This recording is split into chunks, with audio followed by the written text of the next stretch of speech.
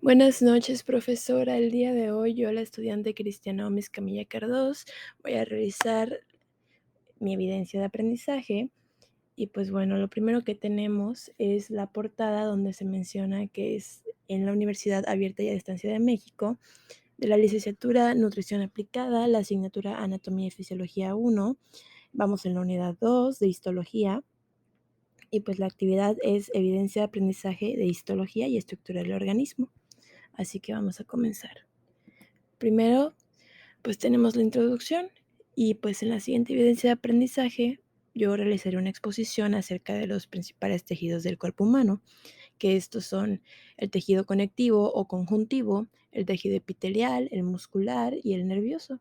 De estos vamos a analizar su estructura, cómo se clasifican, la función general y específica de estos y en qué parte se ubican en nuestro organismo.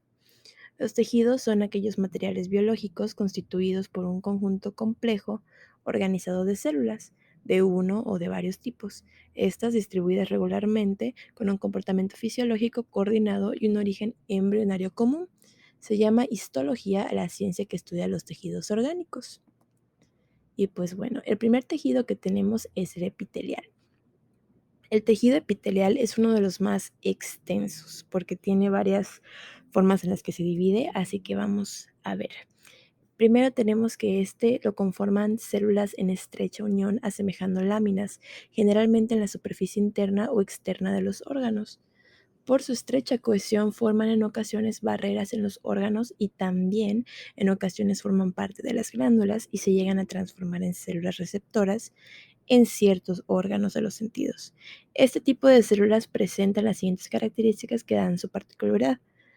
Esta definición la da Welch en 2014. Y pues bueno, su estructura. Podemos observar que en la estructura del tejido epitelial, este cuenta con un citoesqueleto. La distribución de los organelos citoplasmáticos y de la membrana plasmática forman compartimentos, lo que permiten definir regiones, la apical, basal y lateral. Tiene una membrana basal denominada lámina basal, formada por colágeno tipo 4 y por glucoproteínas. Por medio de los filamentos del citoesqueleto y moléculas de adhesión conforman uniones laterales fuertes entre este grupo celular. La parte de los órganos que conforma el tejido epitelial se denomina parenquima, ya que se encarga de la actividad funcional. La parte donde está el tejido conjuntivo y los vasos sanguíneos se denomina estroma. Y podemos observar que tenemos una imagen de 4 formas del tejido epitelial. Ahora vamos a ver la clasificación de los tejidos, pero me gustaría comentar lo que hay en la imagen. Podemos observar en el número 1 que tenemos un tejido epitelial estratificado, que es escamoso no queratinizado. En el número 2 tenemos un tejido cuboidal, en el número 3 uno queratinizado y en el número 4 un tejido epitelial cilíndrico. Y pues bueno, veamos la clasificación de estos tejidos y ya podremos entender de qué van estos que acabo de mencionar. Tenemos que el tejido epitelial se divide pues en dos, el epitelio con revestimiento y el epitelio glandular. Vamos a ver cómo se subdivide el epitelio con revestimiento. Primero tenemos que el que tiene revestimiento se divide en simples y estratificados. Y pues dentro de los simples está el simple plano, el cúbico simple, el cilíndrico simple con especialización. Y los estratificados está el plano estratificado, el cúbico estratificado, el cilíndrico estratificado, el de transición, el polimorfo o urotelio y el pseudoestratificado. Y después en el glandular, se divide en glándulas exocrinas o de secreción externa y las glándulas endocrinas. Dentro de las glándulas exocrinas tenemos las glándulas unicelulares, las multicelulares, las tubulares simples ramificadas, las acinares simples ramificadas, las tubulares compuestas y las acinares compuestas. También dentro de las endocrinas están las glándulas ecrino, las glándulas apocrinas, las glándulas holocrinas, serosas, mucosas, cordonales y foliculares. Y en la ilustración podemos observar la diferencia entre el simple y el estratificado y también se muestra la membrana basal. Y bueno, ahora en las funciones generales y específicas de este tejido. Como mencioné al principio, este tejido es uno de los más, se puede decir que ramificado porque tiene muchísimas formas. Entonces, pues tiene distintas funciones, pero su función general y específica es que son protectoras al roce y la fricción, evita pérdida de fluidos, prevenir la desecación y evitar la entrada de agentes extraños. Metabólicamente intervienen en el transporte iónico, recubren la parte externa del cuerpo y sirven de protección mecánica y contra la pérdida de humedad.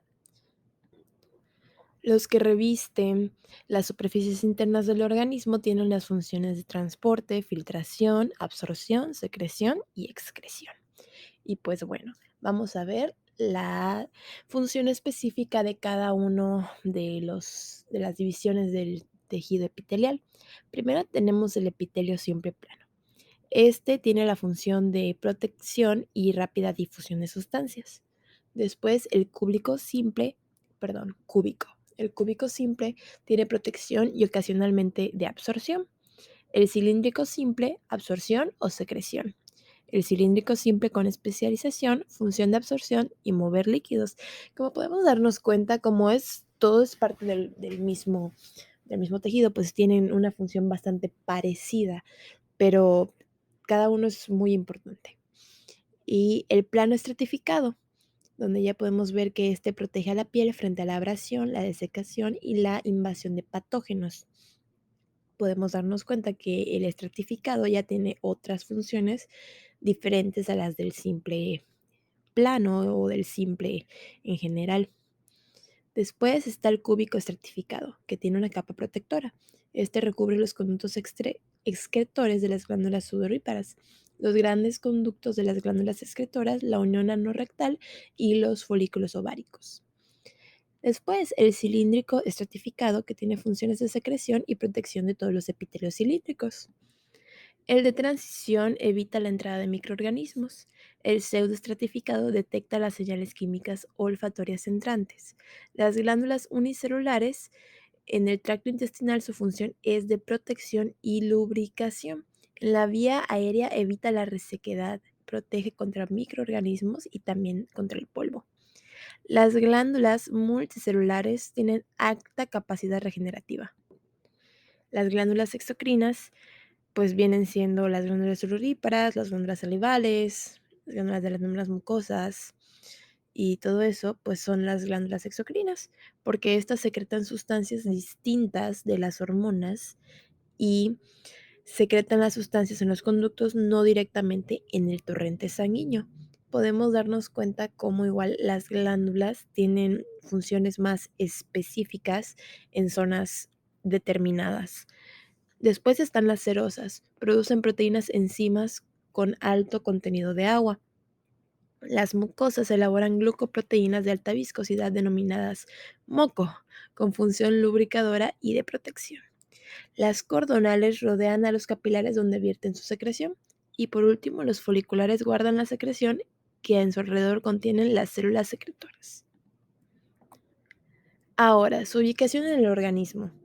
Como pudimos darnos cuenta, en las funciones menciona bastante la ubicación de cada uno, y para no alargarme tanto porque son varios, me voy a la ubicación pues general, ¿no?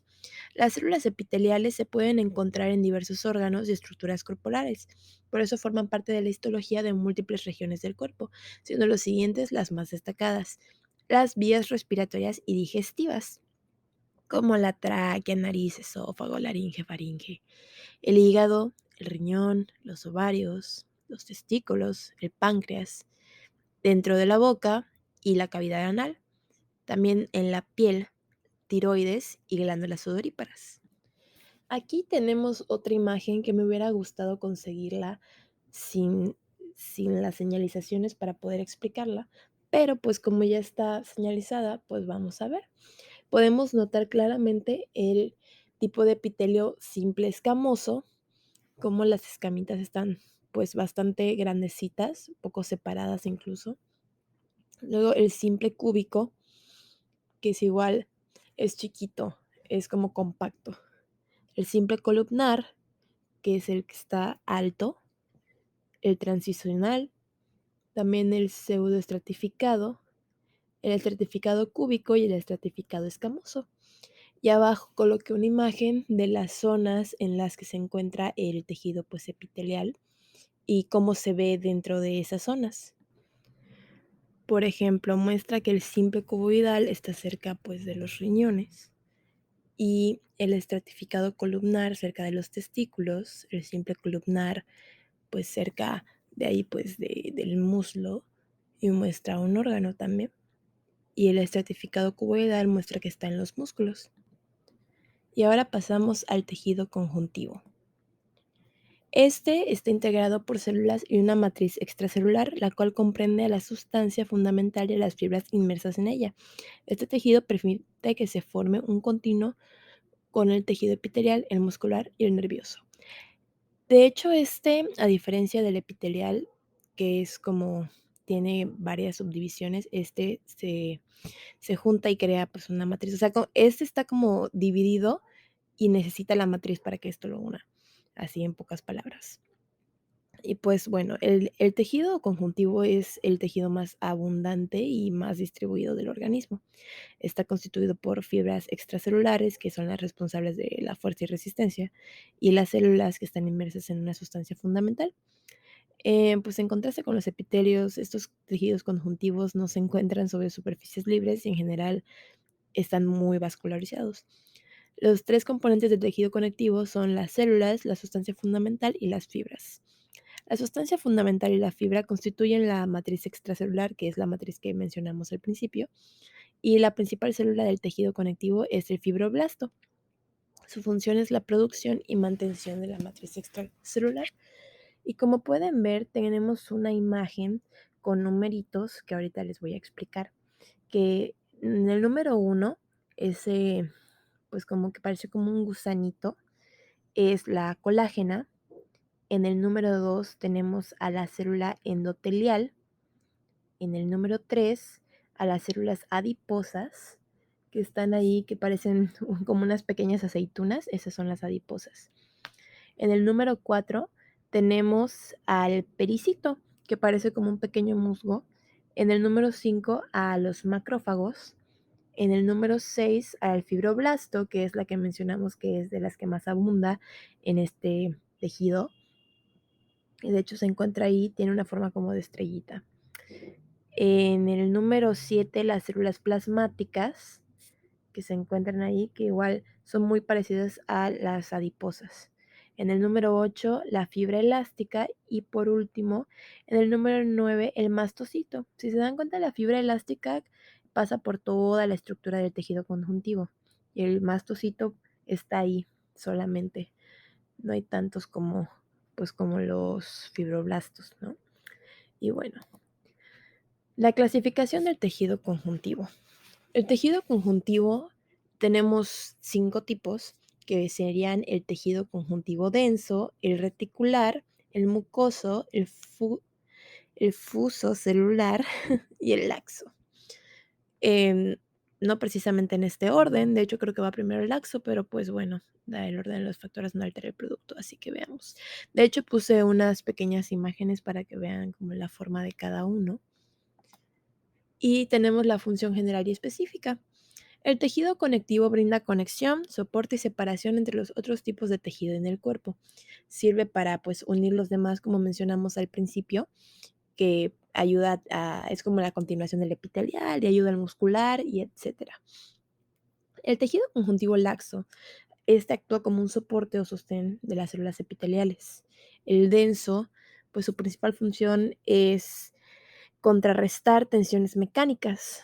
El reticular sostiene el estroma de los órganos del cuerpo, especialmente los órganos linfáticos. El mucoso con fibrocitos y fibras de colágeno individuales. Y por último, el fuso celular tiene fibrocitos muy juntos en una matriz con fibras de colágeno tipo 3. Y su ubicación en el organismo. Esta foto que yo puse o imagen me gustó mucho porque siento que está muy ilustrativa y podemos ver como el tejido conectivo laxo viene siendo la piel, el denso los ligamentos, también está el cartílago, el tejido adiposo, la sangre y pues el tejido óseo y todo eso, ¿no? Pero eso ya es más otra categoría, pero pues podemos ver cómo el tejido conectivo influye dentro de esto, ¿no? Y este se encuentra principalmente en las paredes de los grandes vasos sanguíneos, el cartílago elástico, los ligamentos amarillos, los pulmones y la piel. Las variaciones de las combinaciones de células y fibras proteicas y su disposición da lugar a diferentes tipos de tejido conectivo. Tenemos ahora el tejido muscular que se encuentra principalmente en las paredes de los grandes vasos sanguíneos, el cartílago elástico y los ligamentos amarillos, los pulmones y la piel. Su disposición da lugar a diferentes tipos. Ok, creo que tuve un error ahí, una disculpa. Seguramente ese no era la definición, pero bueno. Could be anyone else.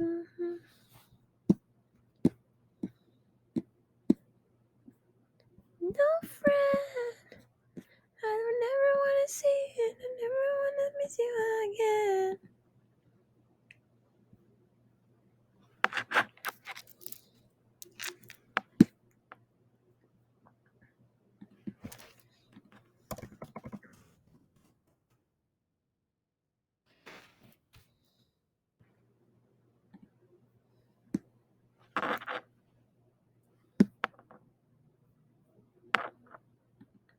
Ok, el tejido muscular, este sí es el que permite los movimientos de todo el cuerpo. Este tejido se localiza a lo largo de los músculos que se encuentran unidos a los huesos y en los diferentes órganos del cuerpo. En su estructura tenemos que el músculo esquelético es encargado del movimiento, está compuesto por un conjunto de fibras individuales cubiertas por una capa de tejido conjuntivo que se llama endomisio.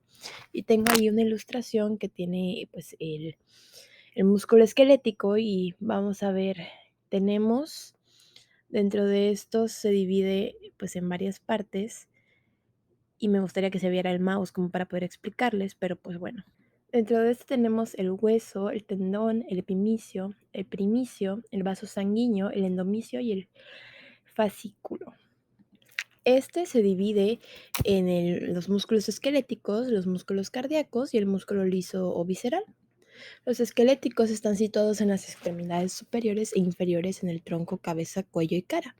Los cardíacos son las células del músculo cardíaco que están localizadas en las paredes del corazón, tienen aparición de rayas como estriadas, y pues los músculos lisos en las paredes de los órganos viscerales de huecos, a excepción del corazón, tienen aparición estriada y también están bajo control involuntario.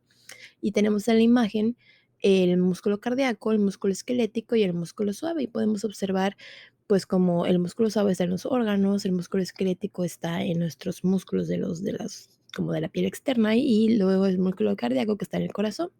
Ahora vamos con el último tejido, que es el nervioso, que este tejido es el conjunto de células especializadas que forman el sistema nervioso.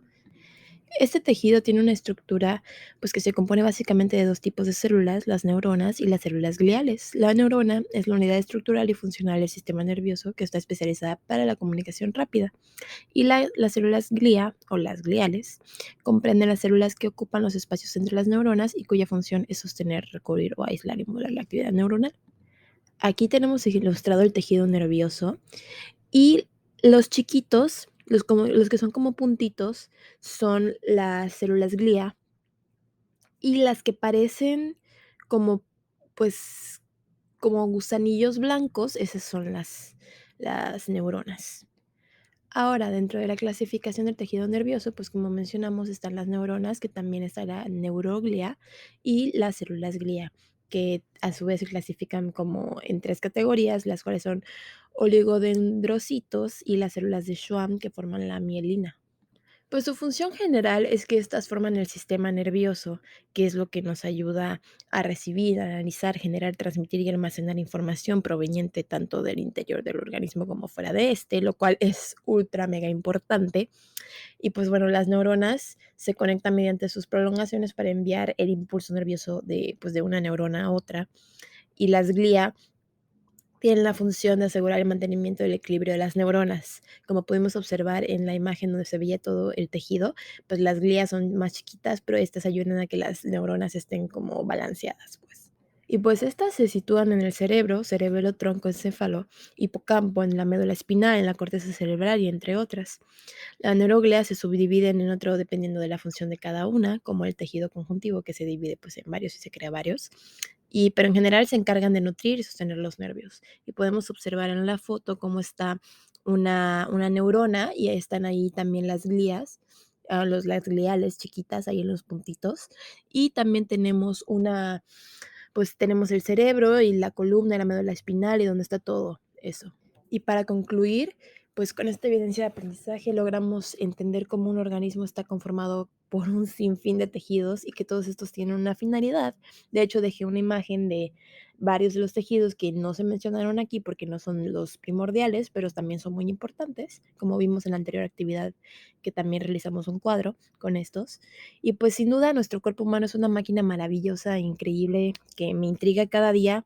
Bueno, no nos intriga por lo complejo que se puede llegar a ser y también como futuros nutriólogos entenderlo es nuestra prioridad. El entender el cuerpo desde adentro nos facilitará pues el poder atender a nuestros pacientes y cambiar su forma de cuerpo desde afuera, ¿saben? Entonces, por lo que la asignatura de anatomía nos es muy útil como nutriólogos al momento de ejercer la profesión. Y bueno, las fuentes de información, muchas gracias por ver mi presentación y que tengan bonita noche.